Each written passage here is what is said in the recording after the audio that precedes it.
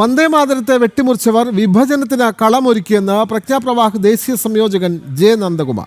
കൊല്ലം അഞ്ചലിൽ നടന്ന ഹിന്ദു ഏകതാ സമ്മേളനത്തിൽ സംസാരിക്കുകയായിരുന്നു അദ്ദേഹം. മാതാ അമൃതാനന്ദമയി മഠത്തിലെ സ്വാമി വേദാമൃതാനന്ദപുരി സമ്മേളനം ഉദ്ഘാടനം ചെയ്തു. ഹൈന്ദവ ഏകീകരണത്തിന്റെ ശംഖുലി മുഴക്കിയാണ് അഞ്ചലിൽ ഹിന്ദു ഏകതാ സമ്മേളനം നടന്നത്.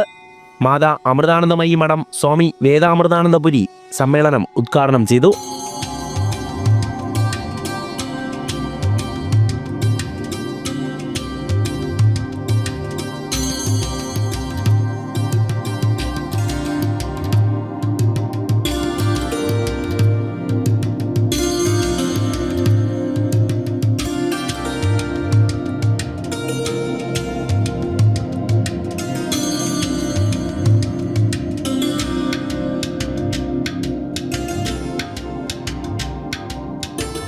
നമ്മുടെ പ്രസിഡന്റ് മുതൽ പ്രധാനമന്ത്രി തുടങ്ങി എല്ലാം നമ്മളെടുത്താൽ ഇവരൊക്കെ രാഷ്ട്രത്തിന് സംഭാവന അല്ലെങ്കിൽ ലോകത്തിന് തന്നെ സംഭാവന നൽകിയത് രാഷ്ട്രീയ സ്വയം സേവക സംഘത്തിൻ്റെ ആ പരിശീലനമാണ്, ആ ആദർശമാണ്, ആ ത്യാഗമാണ്.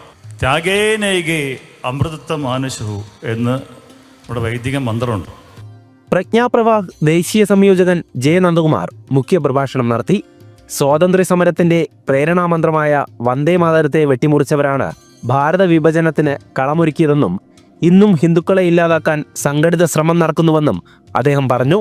ആ വന്ദേമാതരം എന്ന ഉപനിഷത്ത് സൂക്തത്തെ നമുക്കറിയാം, മന്ത്രം തെറ്റായി ഉച്ചരിക്കാൻ പാടില്ല എന്നാ പറയുക. ഇത് തെറ്റായി ഉച്ചരിക്കുക മാത്രല്ല, അതിനെ വെട്ടിമുറിച്ച മഹാപാപികൾ അവരാണ് ഭാരതത്തിന്റെ വിഭജനത്തിന് ഉത്തരവാദികൾ.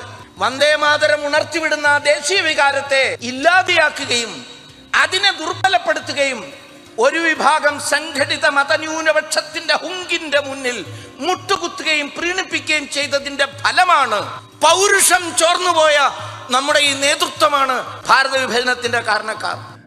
കേരളത്തിൽ ഭരിക്കുന്നവരും പ്രതിപക്ഷവും ഒരുമിച്ച് അയ്യപ്പന്റെ സ്വർണം കക്കുന്നുവെന്നും ഹിന്ദുവിന്റെ ആരാധനാലയത്തിൽ മാത്രമാണ് അവർക്ക് കണ്ണെന്നും അദ്ദേഹം പറഞ്ഞു. അയ്യപ്പന്റെ സ്വർണം കക്കുന്നത് അതിൽ ഭരിക്കുന്നവനും പ്രതിപക്ഷത്തിരിക്കുന്നവനും ഒരുമിച്ചാണ് എന്ന് നമുക്കറിയാം. ഇവരൊക്കെ കക്കുന്നത് എന്താണ്? ഹിന്ദുവിന്റെ സ്വത്ത്, ഹിന്ദുവിന്റെ ആരാധനാലയങ്ങളിലെ ധനം. ഹൈന്ദവർക്കിടയിൽ ജാതി വിഭാഗീയതകളില്ലാതായി സാമുദായിക ഐക്യം സാധ്യമാകണമെന്നും ഹിന്ദുത്വമെന്ന പാരമ്പര്യത്തിലും തനിമയിലും മുന്നേറണമെന്നും അദ്ദേഹം വ്യക്തമാക്കി. നിരവധി പേരാണ് അഞ്ചലിൽ നടന്ന ഹിന്ദു ഏകതാ സമ്മേളനത്തിന്റെ ഭാഗമായത്. ജനം, കൊല്ലം.